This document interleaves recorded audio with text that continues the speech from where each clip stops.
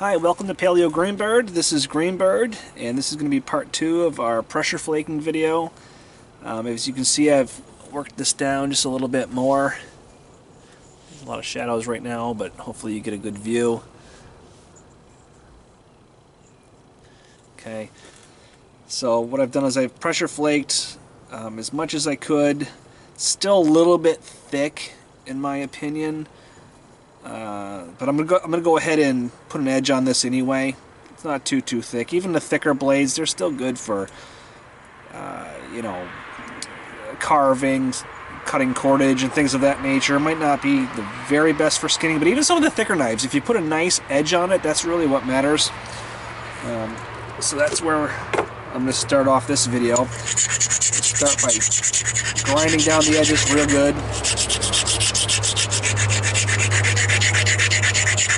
This front blade part still needs a little bit of shaping, but I feel pretty comfortable that we can do that during the process of putting the edge on. And the way I put an edge on is I basically just start by giving it a good zigzag, and then I'll touch it up.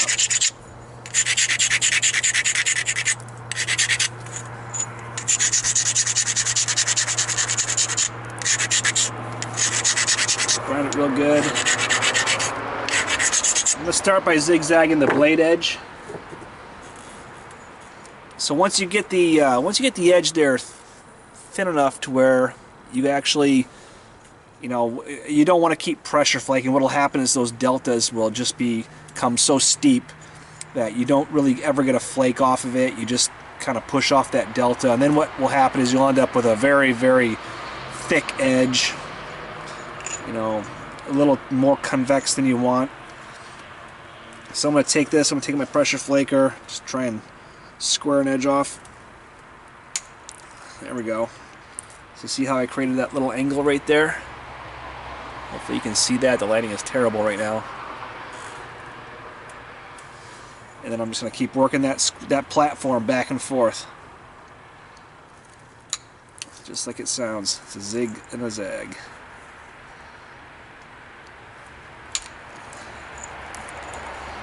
Obviously trying to take off as little rock as I can. Just what I'm trying to do is just get rid of that square edge where the grinding is.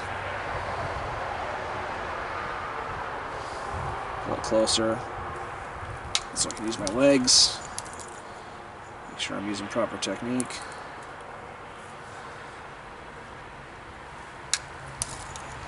Much easier that way.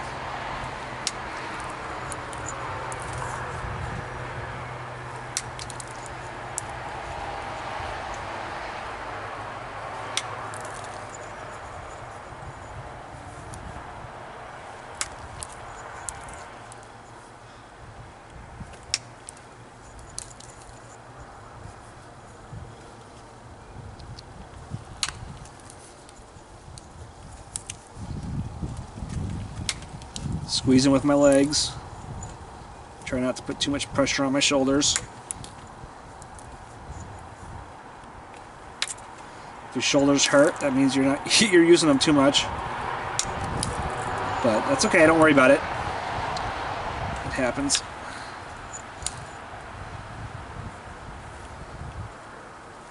So every time I take that flake off, I'm flipping it over and I'm finding that low point, that edge on the other side. Put my pressure flaker in there and taking that flake off. Just creates my platform every time.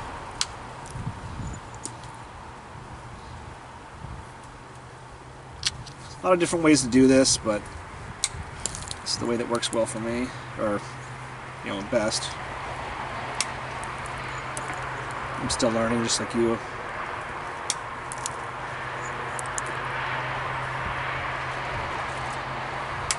Sometimes it feels like you don't have a platform, sometimes it feels like you're just on the edge.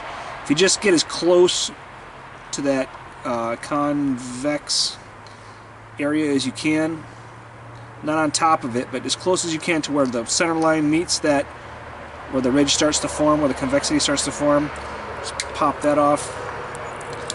Should be okay. As you get to the point, you want to be a little more careful. Probably snap a few points off. I've done it a million times, but It's part of the fun once you get to the top.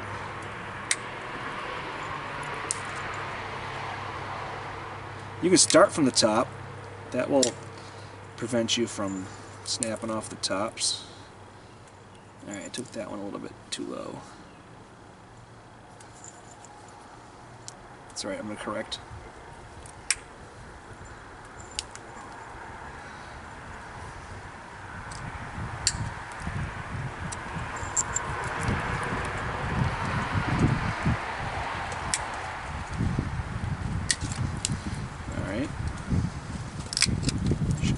So as you can see, I went from this flat edge here, my lighting is terrible, from this flat edge to now I have a sharp edge.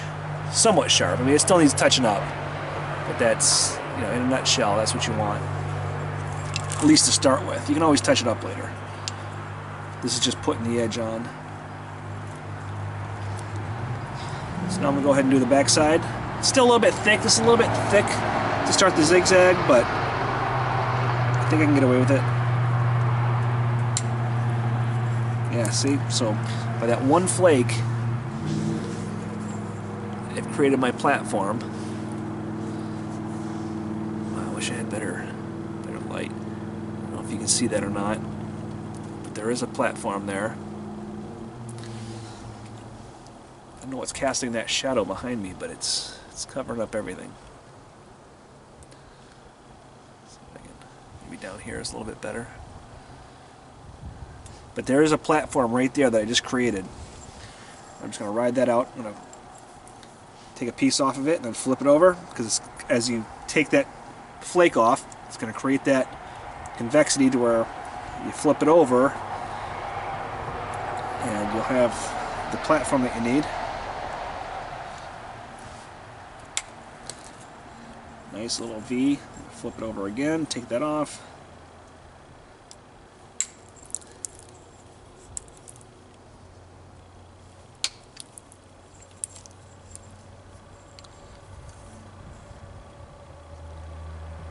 Just want to hit right in the beginning of where that platform starts.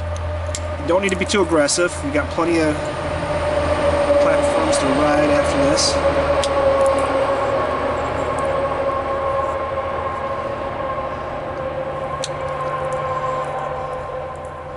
Oops. If you lose your platform like I just did, just kind of take a look at the piece, see where the best place to strike is. Where's your lowest point? Alright, my lowest point is still on this side, so I'm going to take another flake on this side.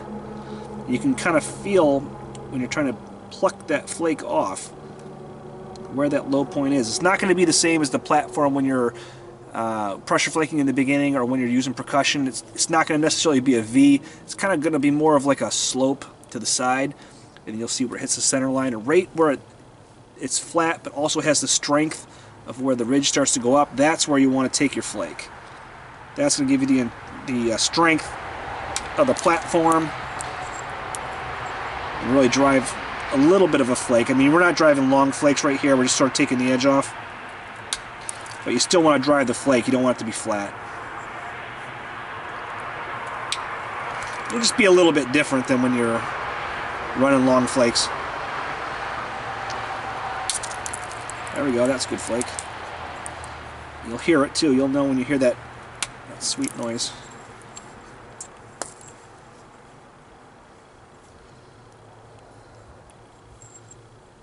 Alright, I'm starting to lose a little bit of width here, so we'll ease up.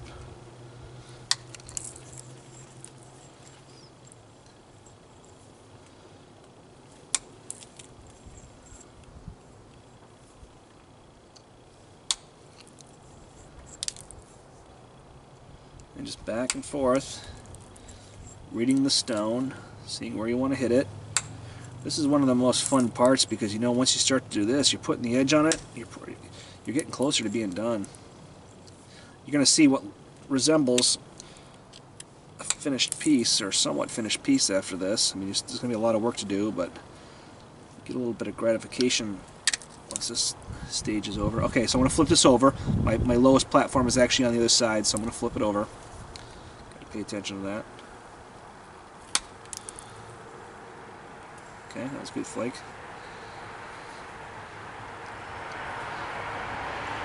No, my lower platform again. No, it's on this side.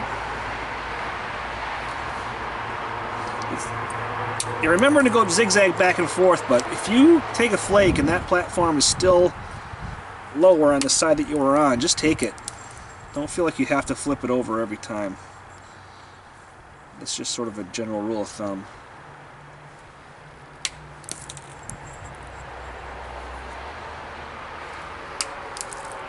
I'm going a little fast here because I'm trying to speed this up. I know my videos are pretty long, and when I watch videos, I don't like watching the super long ones. I like to just get to the point, but some of this stuff takes a little bit more time.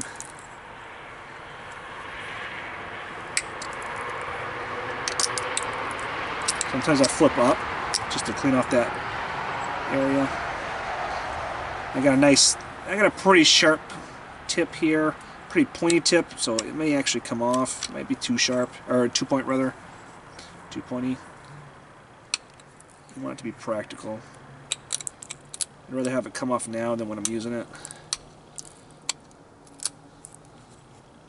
So.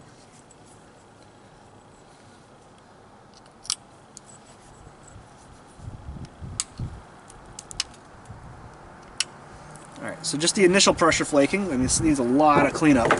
But look what we've got. So we went from that rough piece of flattened slab.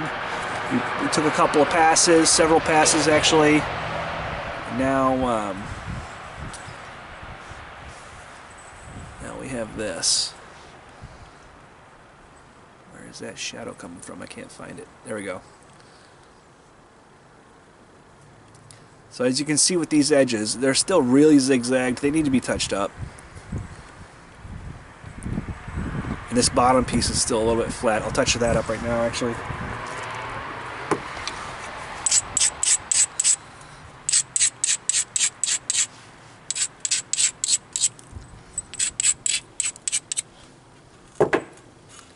I'm just going to do the same thing, just a basic zigzag. I'm not going to try and make anything too complicated. First flake takes the platform, or makes the platform rather. Alright, there it is. My platform is a little V going this way, so now I'm going to take it. I created a new one.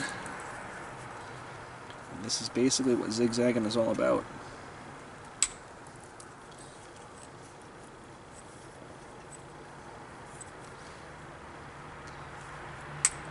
Make sure you get a nice comfortable grip on your stone. Keep finding myself working a little bit away from my legs because I'm trying to keep it in front of the camera, even though I don't really need to do that. So try and keep it in your legs there. Ugh, that was ugly. But I think I can correct it.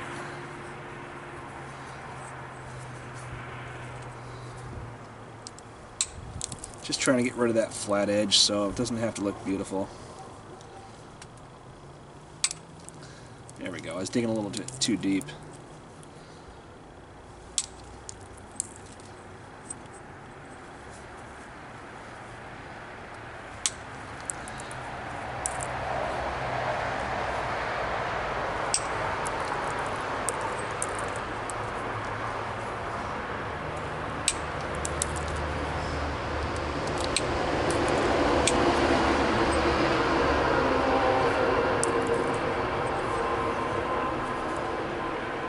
This is pretty sharp. I can feel it sort of cutting against my skin, so be careful.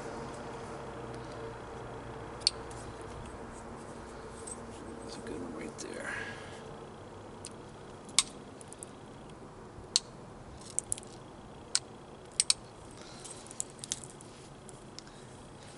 Alright, so we have a little bit of a blade that we formed right there. The sun is really in my eyes, so I really hope you can see this. I can't tell if this is showing up or not.